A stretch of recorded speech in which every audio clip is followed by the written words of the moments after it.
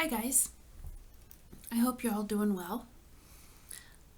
I'm going to try this technology and try to teach you how to do the sine, cosine, and tangent for a right triangle.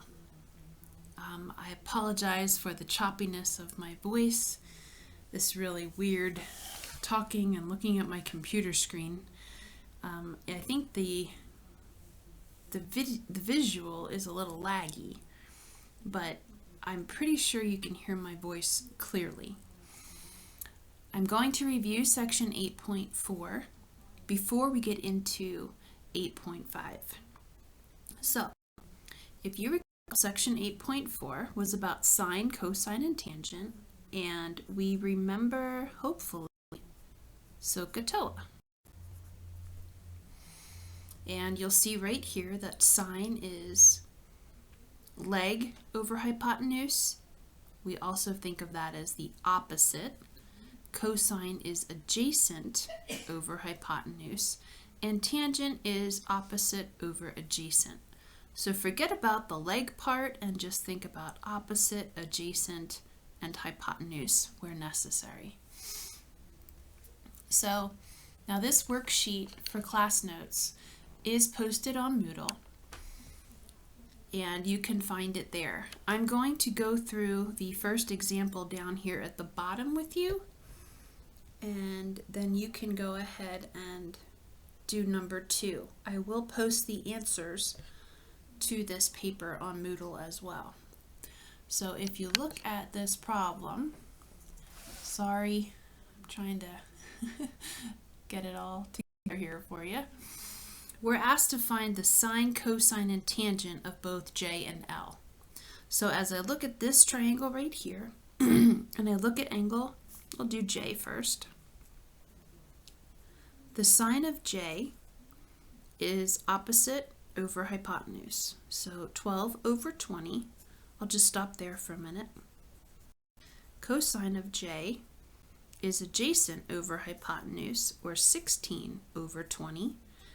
And the tangent of J is opposite over adjacent, or 12 over 16. Now, the directions do read, express each ratio as a fraction and a decimal to the nearest hundredth if necessary. So we do want to go ahead and reduce all these fractions. So 12 over 20 dividing by 4s gives us 3/5, or 0.6. Cosine, again dividing by 4s, will be 4 over 5, or 0.8. And then tangent, 12 over 16 dividing by 4s one more time, would be 3 over 4, or 0.75. Now notice it says to the nearest hundredth, so these should have zeros after them. The 5 takes care of that here. We then need to do the same thing for angle L. And unfortunately, I can't, without zooming out, which I will do for you, to help you see that. If I move this up,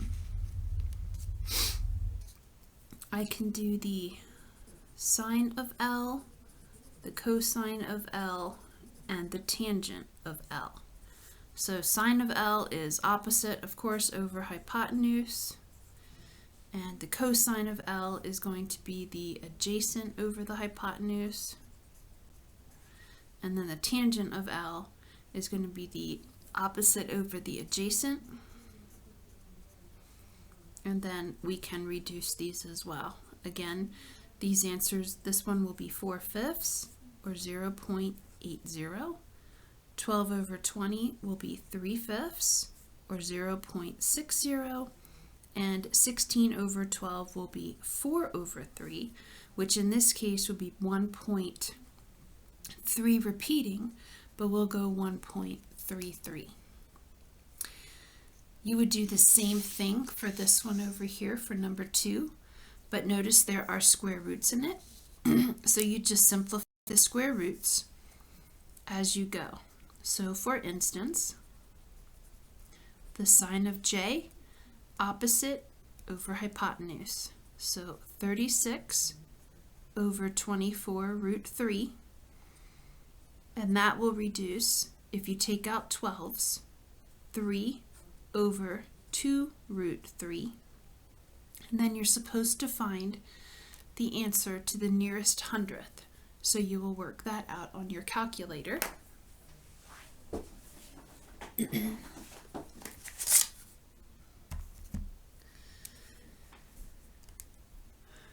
Doing 3 divided by, and I advise putting all of this in parentheses, 2 times the square root of 3, and now you need to end that and get out of there.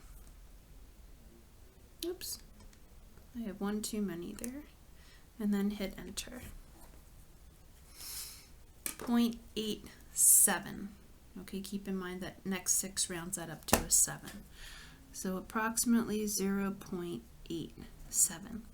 And then you would do that for the rest of the J for cosine and tangent, and then also for L for sine, cosine, and tangent. Good luck with that, and try those problems, and then come back to the answers that you'll see posted with this paper as well.